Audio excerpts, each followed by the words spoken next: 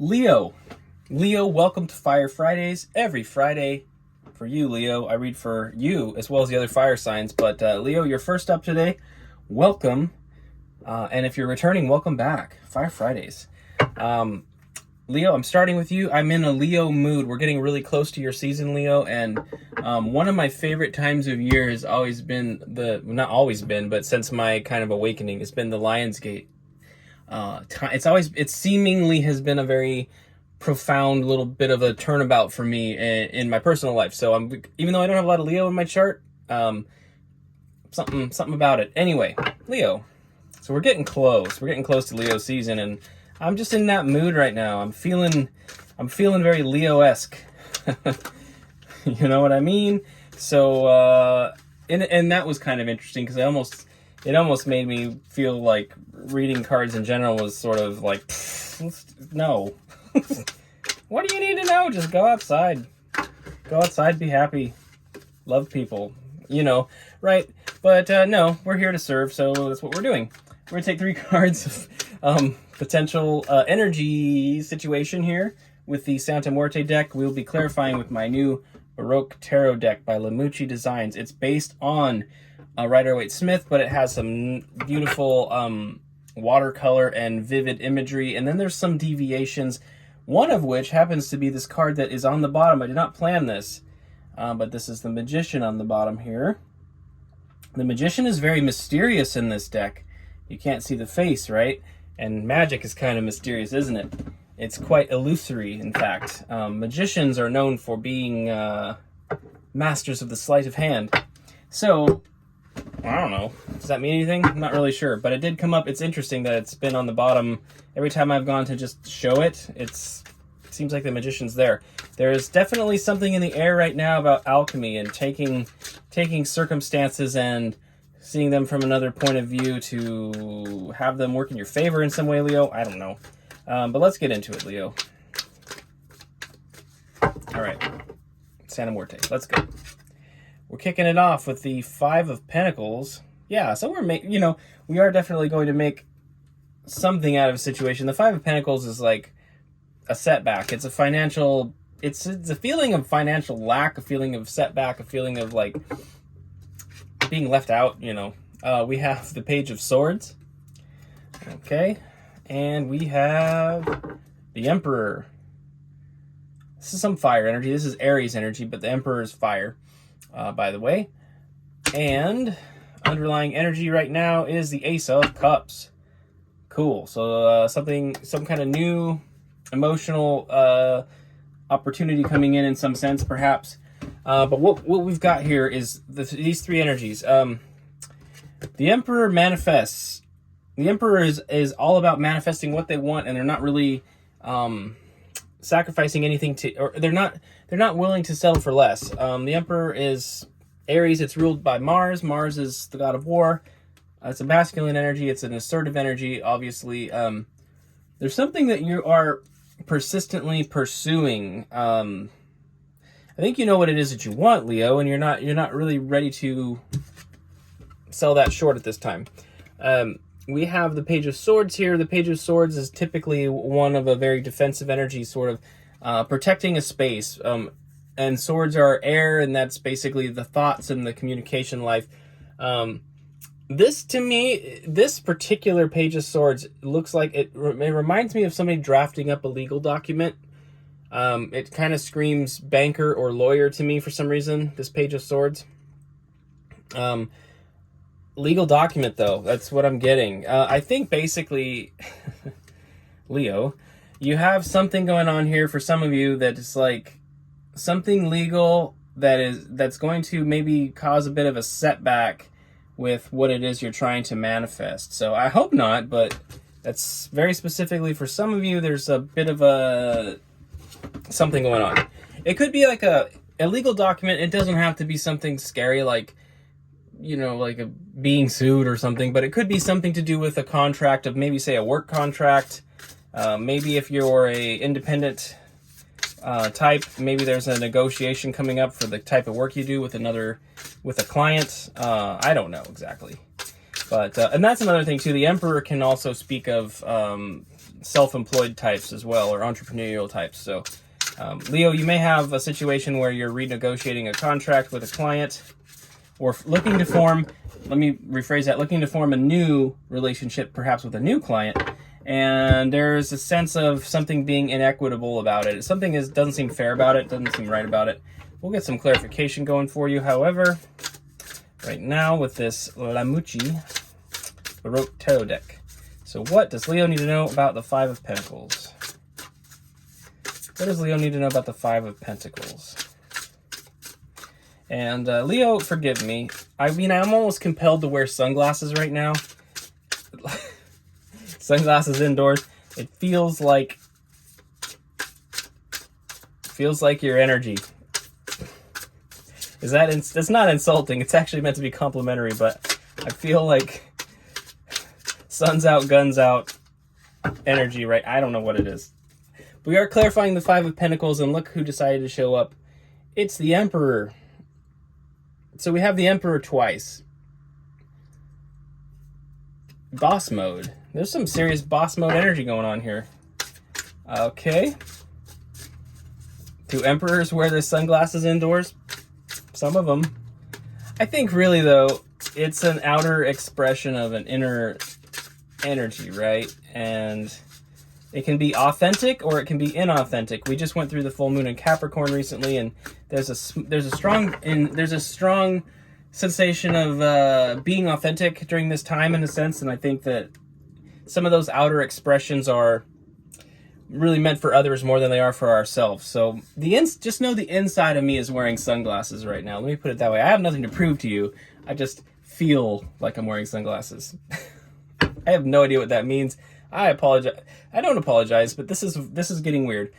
We have Six of Swords here as well. So there is a moving away from turbulence into calmer waters. There's a movement away from some kind of conflict. And then we also have the Nine of Cups, self-satisfaction. This is a happy energy. This is a peaceful energy, a harmonious energy, a satisfied energy. So I feel like basically with the Six of Swords there, you're moving away from that Five of Pentacles energy into a very happy energy, and you're doing so through that Emperor status, that Emperor energy. So you're definitely called to embody that Emperor energy at this time. We have the Two of Swords here underlying the deck. This is about obstacles and creating a way around that obstacle through creative means. I just had some incense ash on the tip of my finger. This is getting weird. Okay, at any rate, yes, you're moving around. Basically, you're getting over the fear. You're getting over the place of being left out in the cold or left out by kind of leveling up into that boss energy. And moving away from things that don't serve you. The Six of Swords is like, if there's conflicts, you're not necessarily required to just face them and deal with them. If somebody's giving you a hard time and there's this conflict, sometimes the resolution that's needed is just to walk away from it.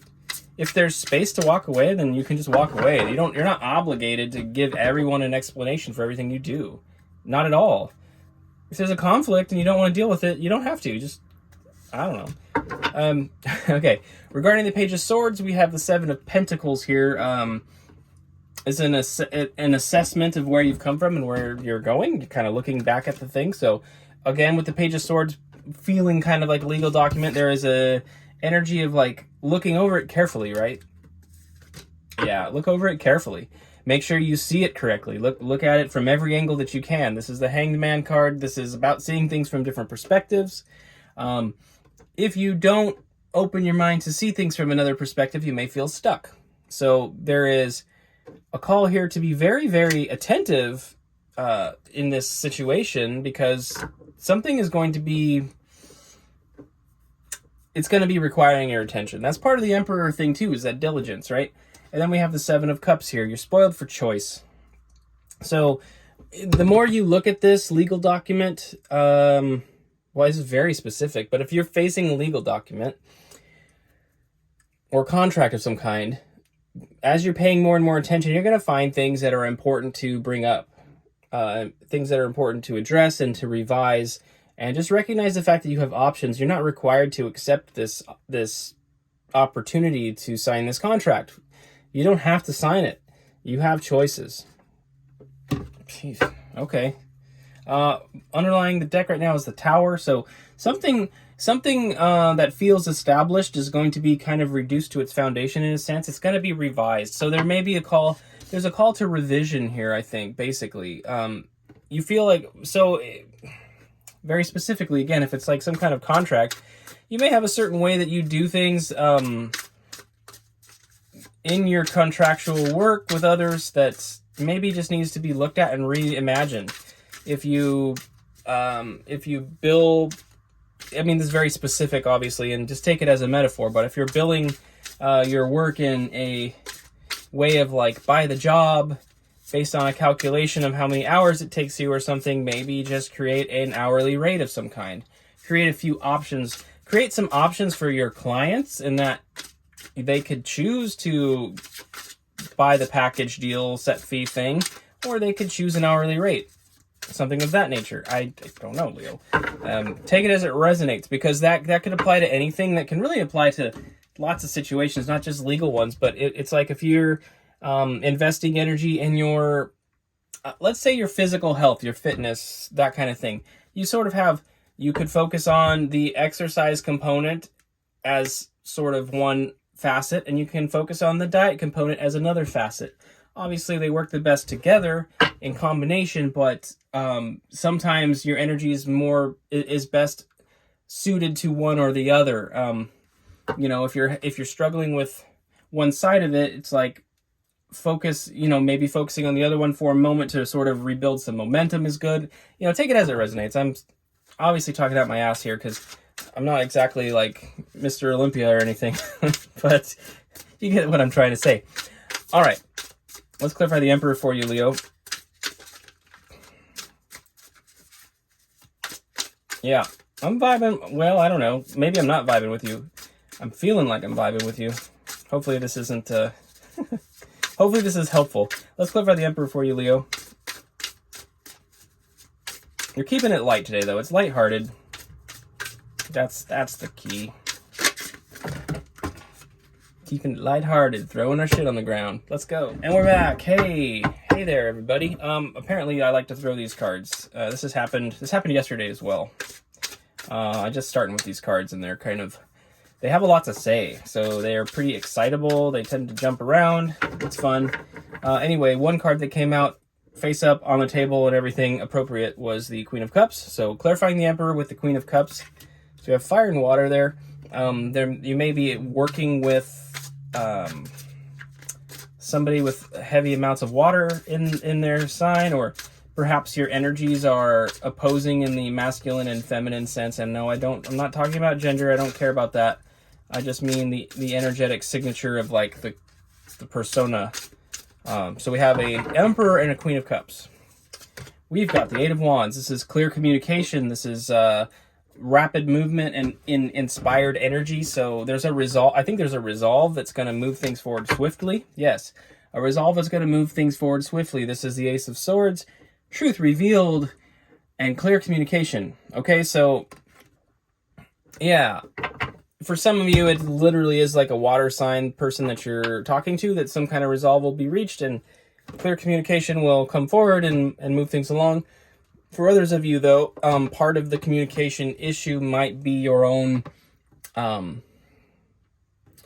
feminine side. So there could be an aspect of needing to be more nurturing, needing to be more understanding, a little more motherly in the sense of like when you're listening to the person. Because the Emperor is definitely not so much motherly. It's a very juxtaposed energy, and you may need to find some balance of that within yourself personally if you're not dealing with a person in that sense. If this message overall feels like it's more to do with your individualistic energy, there's probably a call to balance that a little bit. Find some of that nurturing energy, some of that motherly energy, and some of that also that intuition. The Queen of Cups is highly, highly intuitive. We have Judgment on the bottom of the deck right now. It's really like a time of testing. A time of testing and optimally overcoming an obstacle and kind of closing out a cycle. Then it's second to last card in the major arcana. Judgment is here, and then the next one is the World, and the World is the end of the cycle, of a major cycle, right? Of the major arcana. So there is some trial here for sure. It's trial, but it's also, it's sort of the final correcting measures, if you could think of it that way. It's like if you were in school, Spirit is giving you is grading your paper and correcting the, correcting the answers that you sort of missed the boat on. You know what I mean? It doesn't mean you don't graduate. It means you're getting a final correction in your paper before you move on. We have to take those placement tests when we move up a grade, in school, that kind of thing. And in this case, Spirit is a lot cooler than an institutional school is, because you're going to learn some of the things about where you were mistaken and then learn why.